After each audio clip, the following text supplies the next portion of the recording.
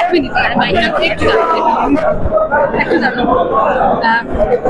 রঞ্জনদা, প্রথমত যেটা বলবো, শুভেন্দু অধিকারী বাংলার মুখ্যমন্ত্রী, তো কি বলবেন, মানে কি প্রতিক্রিয়া দেবেন? এর থেকে ভালো আর কি তো নেই।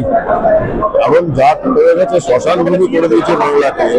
এটাকে যদি ফেরাতে হয়, আমাদের এমন একজন দরকার মানুষ যার unbelievable or amazing energy, experience and aggression থাকে। এই তিনটে দিনে শুভেন্দু বাবু ছাড়া বাংলা কেউ নেই। তো এটা একদম right decision at the right time.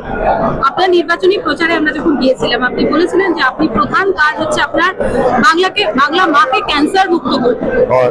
তো সেই পরিপ্রেক্ষিতে আজকের দিনে যা মন্ত্রিসভা গঠনের পর বাংলা মাকে সত্যি ক্যান্সার মুক্ত হবে?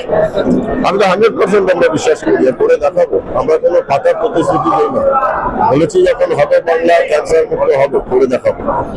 শুধু একটু ধৈর্য ধরুন, সব থ্যাংক ইউ।